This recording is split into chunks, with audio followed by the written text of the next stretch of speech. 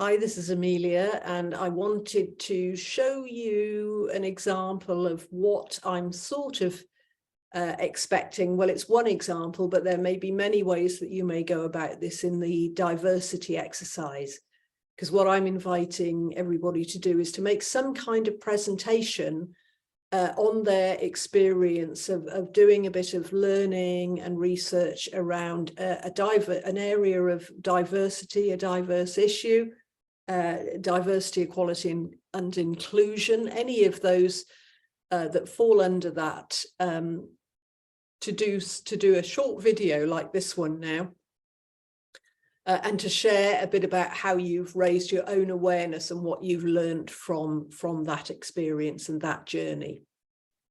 So I'm going to talk a little bit about my journey last year, where I decided as part of the course I was going to make 3 videos on race, sexual orientation and neurodiversity, because I decided that I thought it would be good for the resources of the course, and I could also probably do with a bit of updating myself.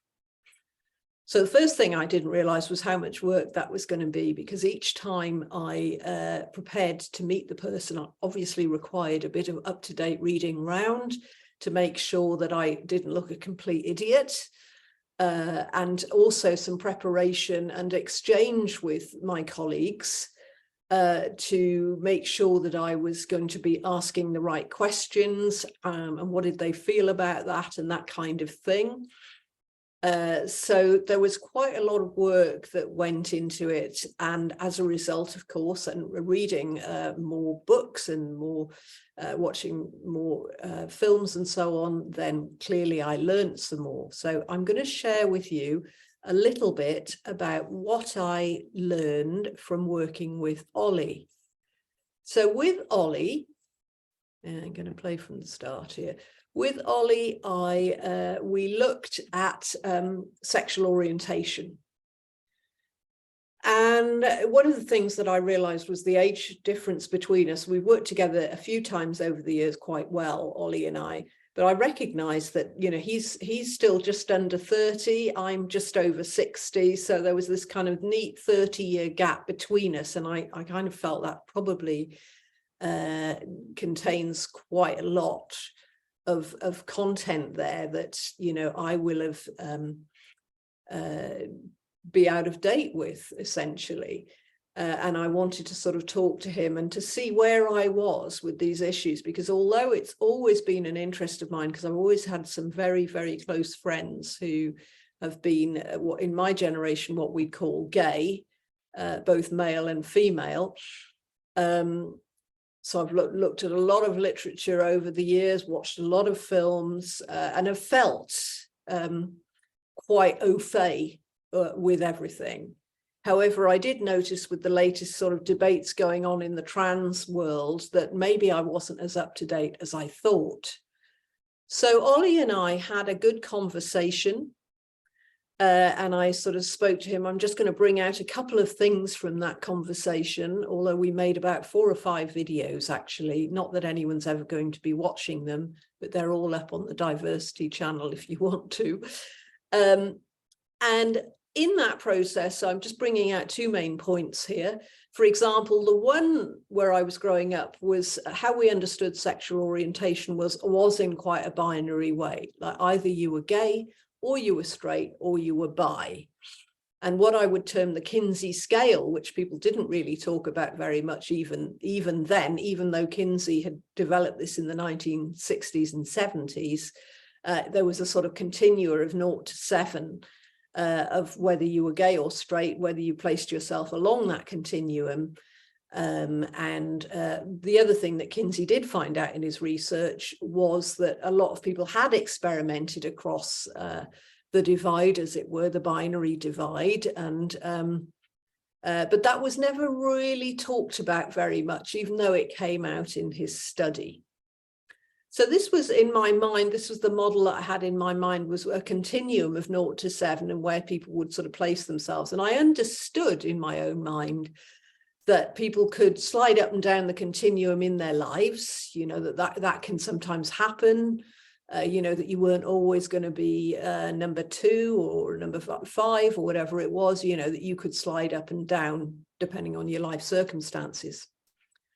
But what I didn't really get was that it was a sort of more like a constellation. So if you imagine like a constellation of stars, and that there are all different ways now of seeing how people are. So there are 4 key terms that I've now sort of encountered and discussed with not just Olly actually, but with also a good friend of mine who's been across that spectrum. So we talked about gender identity, gender expression, biological sex, and sexual orientation. So the biological sex is the easiest one. That's the one that you were born with. The sexual orientation, which is the genders to which a person is sexually attracted. Okay, note the possible S there. So the different kinds of genders, gender expressions to which people are sexually attracted now. Then you've got your gender identity. So it's the gender that you identify with, and that may not be the one that you were born with, but the one that you identify with. So it might be being a man, being a woman, somewhere else, or anywhere along the spectrum. So, and the spectrum isn't necessarily a binary spectrum. So you can see lots of different ways that people might manifest their gender identities. You know, you've only got to look at a pride parade or something along that lines to see the different ways that people will now express themselves or walk down the street, sort of thing. And then you've got your gender expression. So, you know, there may be a private internal gender identity, and then how a person expresses their gender, publicly expresses their gender, which may or may not resonate with the biological sex and so on. So that was a really important sort of 4 terms there that I came across that I hadn't been clear about before, and I became far less confused about now. And then just to sort of summarize, I mean, a few other things when I was reflecting on what did I learn from working with Olly. First of all, I got the name and pronouns wrong. So Olly prefers to be there rather than him. Although he doesn't really object to being, you know, referred to as him, but he prefers there. Well, I didn't know that. You know, as you can hear, I'm still sort of working with, going with his preference on that. And I also spelt his name wrong. So I spelt it with an IE rather than a Y, and he corrected me on that. I felt that I moved from a binary understanding of sexual orientation to more of a constellatory kind of understanding of queer issues. And Olly and I had a conversation about what the word queer meant. And interestingly, I also refer you to, in my references, to the National Gallery of Scotland, where they had a discussion about the word queer. And so Olly would describe that as an umbrella term, meaning everybody who feels different to what might otherwise be called the sort of the past heterosexual norm kind of thing. Anybody who feels different to that could classify themselves as queer. So it's a kind of an umbrella term rather than LGBTQ, blah, blah, blah, blah. It's easier to say as well. However, there is an understanding, of course, that people cross many generations. So, for example, in my generation, people tended to refer to themselves as gay or lesbian, which obviously doesn't allow for all the richness that is now around, but it sort of worked at the time. And then in my mother's type of generation, where they did use the word queer, but in quite an insulting sort of way. So my mother was born in 1932. So we're talking about, say, the 1950s, when they might say, oh, he's a bit queer, you know, a bit odd, a bit strange. And it was used in that kind of,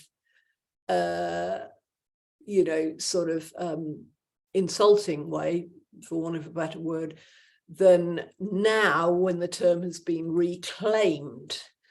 But younger people recognize that term is still quite painful for the older generation, and some older generation people don't like that term. So there's a whole sort of issue around language that we'll probably never get entirely right, and it will be different for different people and different generations. So I read some books and films that Olly recommended, and they're up in, and they're recommended in our slides, and I recommended some of my own as well. And I think from that whole experience of working with Olly, as I just referred to now, I recently attended the Online Galleries of Scotland event.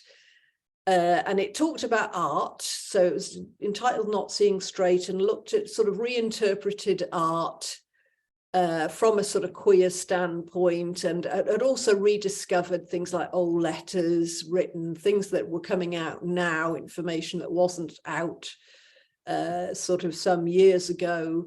So some rediscoveries of things, and then some sort of new elements coming out there.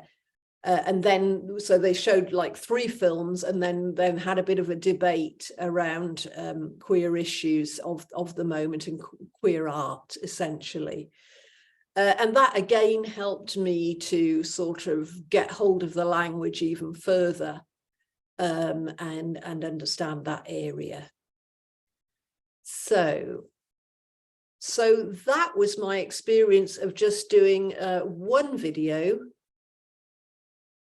with well, not one video, I did several videos with Olly, but just from thinking about sexual orientation, you can see that at aged 61 I learned quite a lot from something that I wasn't really expecting to learn very much more than I thought I knew at that point. So that's my story, and I hope that demonstrates a sort of developing awareness for me in this area, developing knowledge, a willingness to read around, a willingness to talk to somebody who's younger than me, different to me, and sort of learning from each other. And I also think that Olly learnt things from me as well, you know, some classic literature, some classic authors, and things that he wasn't entirely aware of either. Stuff about gay history that's kind of quite helpful for him too. So, but probably I learned more from him than he did from me. So that's my experience, and this is a little video sharing that experience, which I hope is helpful for you.